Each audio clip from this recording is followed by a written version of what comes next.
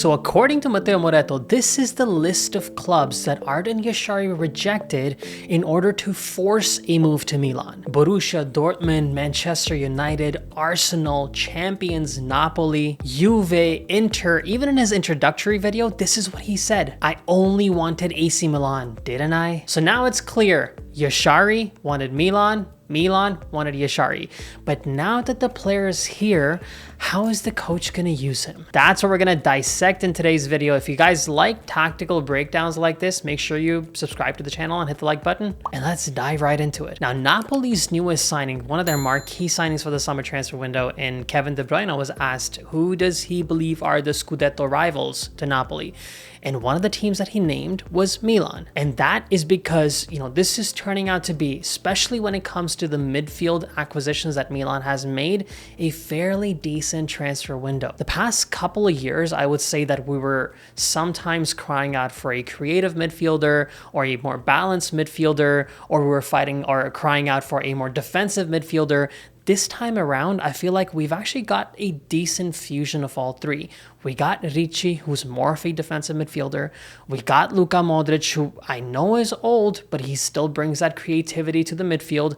And then you have the more balanced player like Jashari, who can do a little bit of both things pretty effectively. So from that standpoint, I would say this transfer window from acquiring midfielders has been a pretty solid one. But how exactly is the coach, how exactly will Allegri use this player? Now, the one thing that we can say about Jashari is that he's a versatile, a fairly dynamic midfielder. As I said in the beginning, his arrival is one of those that actually complements the other profiles that Milan recruited. He's not an out-and-out defensive midfielder. He's not out-and-out a creative midfielder. He is somebody who can do a little bit of both, and that complements new acquisitions like Ricci and Luka Modric. Now, the same disclaimer as I give almost every time that I've talked about a tactical breakdown for the summer transfer window is, Massimiliano Allegri is a chameleon of his tactics. He doesn't necessarily, stick to one thing, but he definitely has that defense-first mindset to his gameplay. Now, we will once again look at it from the standpoint of maybe three different formations: the 4-2-3-1, the 4-3-3, and the 3-5-2. Likely, irrespective of the formation, you'd expect Jashari to play in that central midfield role. He would either, depending on the formation, play as a box-to-box midfielder. He could also play as a defensive midfielder. It is his energy and his work rate that do allow him to play in that box-to-box midfield role. In something like that, he would be forced to contribute both defensively and from an attacking standpoint, similar to how Sandro Tonali used to do. And keep in mind, his somewhat, I think, around 10 goal contributions for Club Brugge last season, they do highlight his impact on both sides of the pitch. The second,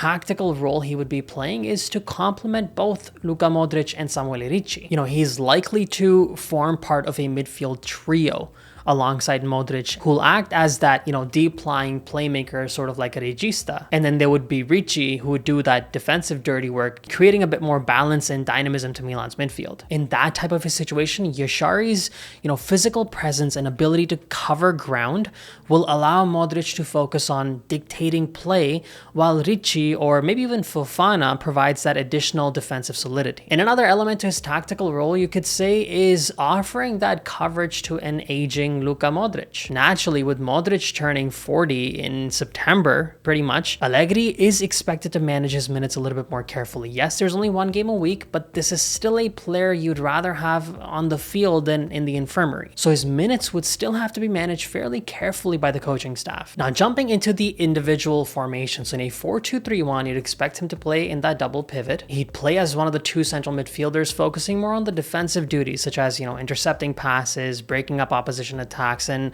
essentially shielding the back four, especially when Luka Modric is playing alongside him. We have to remember, last season for Club Brugge, he was covering an average distance of 11.2 kilometers per game. So that high work rate allows him to press more aggressively and recover balls. He also averaged around 1.5 tackles, around 1 interception a game. So maybe a little bit less than an out-and-out defensive midfielder, but it shows you that he has a quality to be able to pull off decent numbers. Offensively, he can contribute with his progressive passes. Last season, he had about 7 progressive passes plus for every 90 minutes. And obviously those late runs into the box, depending on the role that he's playing, but we saw what the Rangers did with those late runs in the box the season before. We saw what Ruben Loftus-Cheek did with those late runs in the box. Last season, he had 10 goal contributions. So that means he can also make those late runs and score goals. Then there's his physicality. I mean, the guy is about 6 feet tall. Last season, he had about a 60% aerial duel success. This could help him,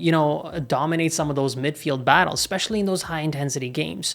Now, when it comes to his key partnerships, if he's playing in a 4-2-3-1, naturally the first one's going to be Luka Modric. In this type of a formation, you'd expect him to play more of that deep lying playmaker role. He'll sort of orchestrate the play with his vision and passing accuracy, while Jashari's role essentially would be to complement him by providing that defensive coverage. This will allow an aging Modric to essentially, conserve energy and focus on the creative side of the game. The reduction of that defensive burden on Modric will allow him to just, focus on dictating tempo and getting those through balls in for the attackers. Another key partnership will probably be with a player like Rafael Leao. Now think back to that goal that Tijani Reinders scored against Real Madrid. That link-up play that he had alongside Rafa, that can be replicated again potentially with Jashari as well. As I mentioned, Jashari's progressive passing ability, that creates a link with Rafa Leao on the left flank. And it also, exploits that explosive tendency of Rafa.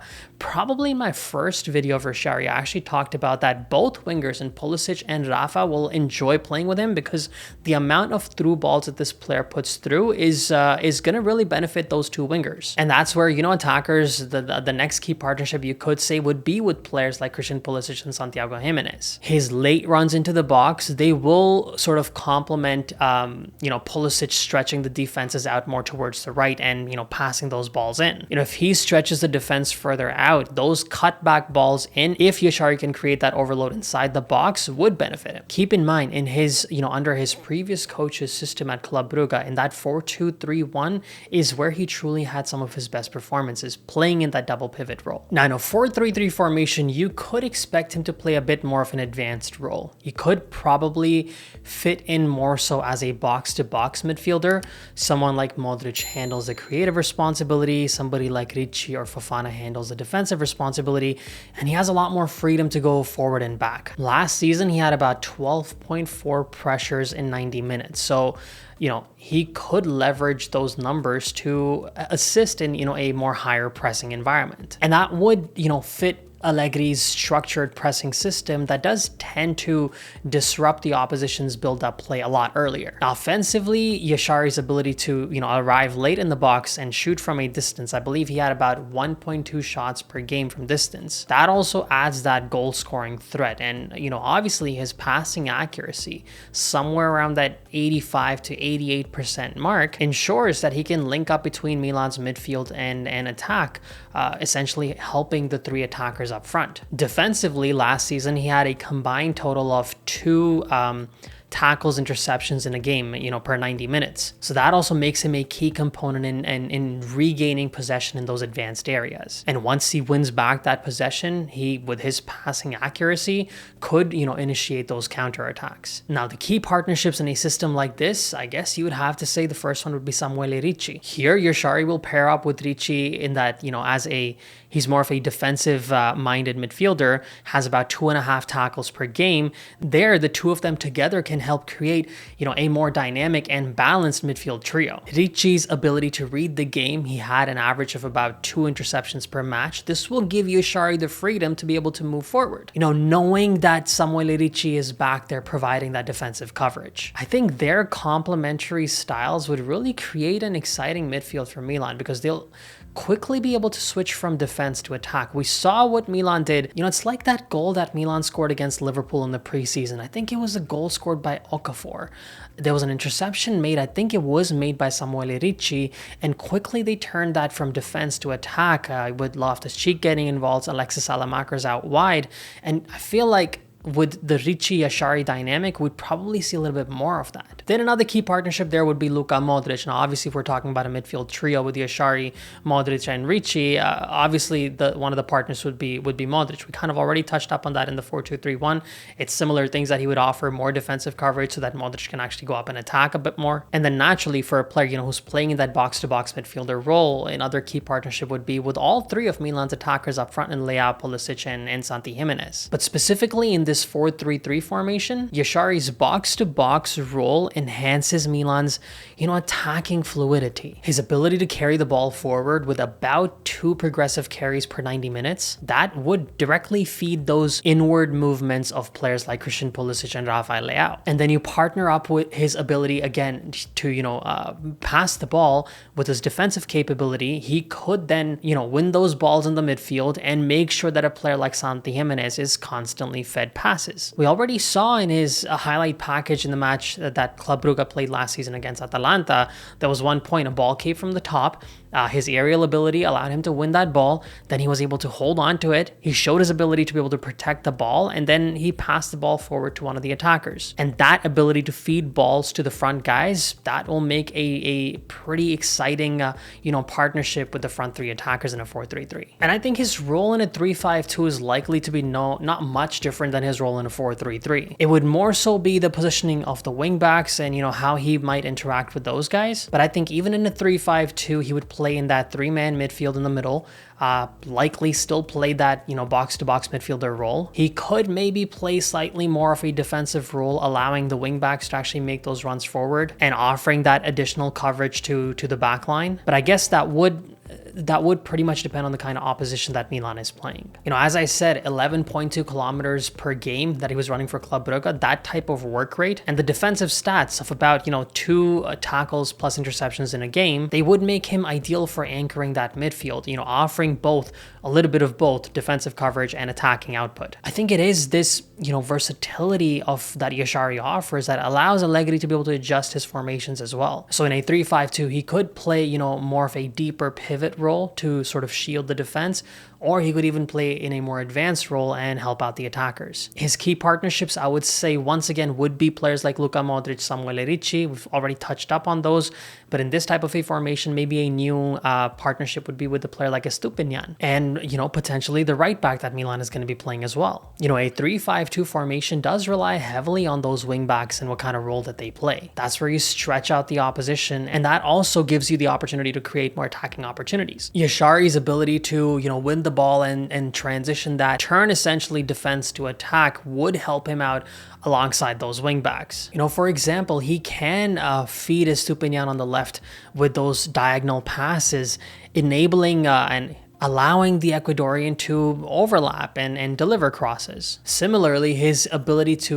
ball carrying ability will create space for the right wing back to be able to exploit. Those progressive passes into the box will create opportunities for Leao and Santi Jimenez, and his late runs into the box will allow Leao and Santi Jimenez to dish the ball, cut the ball back to him, and actually will create goal scoring opportunities for Jashari. So there's a chance to create both, assist making opportunities and also goal scoring opportunities. And I really think it's the dynamic and versatile capabilities of this young player that do allow Allegri to be able to switch his formations depending on, make those in-game adjustments. It'll become a lot more easier when you have versatile players like Jashari. When you have, and I don't mean this with any disrespect to Yunus Musa, but when you have a bit of a one-trick pony where, he picks up the ball and just bulldozes forward, there's not as much dynamism in a gameplay like that. There's only really one thing that he can do, whereas Jashari can do a lot of different things, and that will be a massive asset for the coach. So some of the strategic important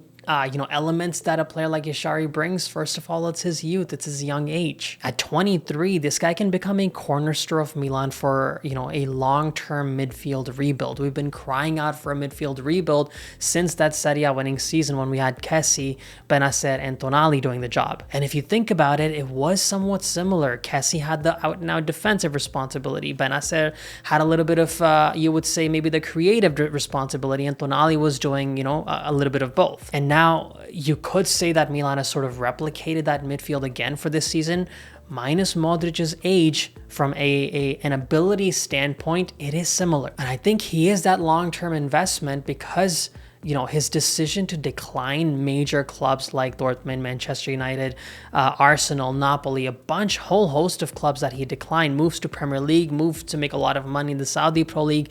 He didn't want any of that. He wanted to stay with Milan.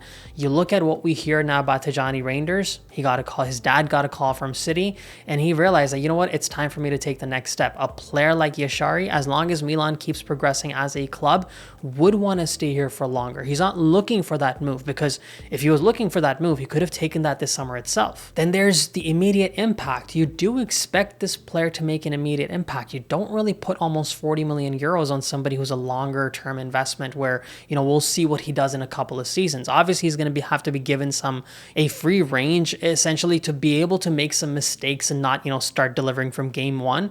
But seeing what he did against Atalanta in the Champions League last season, he picked up the Man of the Match trophy. That means he is a player who can play against top Serie A sides. And so you do expect him to make that immediate impact coming year. And the third thing is the squad depth and rotation. Now, obviously, playing one game a week, Milan doesn't necessarily need that as much. With the Champions League, it would have helped out a lot. But it still gives, the coach that opportunity to be able to rest a player like Modric if a big game is coming up against a top side. And players that have the dynamic ability to play in different roles like Jashari do give the coach that freedom to rest some of the top players. So in conclusion, I think it is fair to say that Ardon Jashari's integration into Allegri's lineup is a strategic move to balance youth, energy, and experience. His partnerships with players like Modric, Ricci, Leao, Pulisic, a center forward up front, maybe Santi Jimenez, it does create a unit that would have the capability to,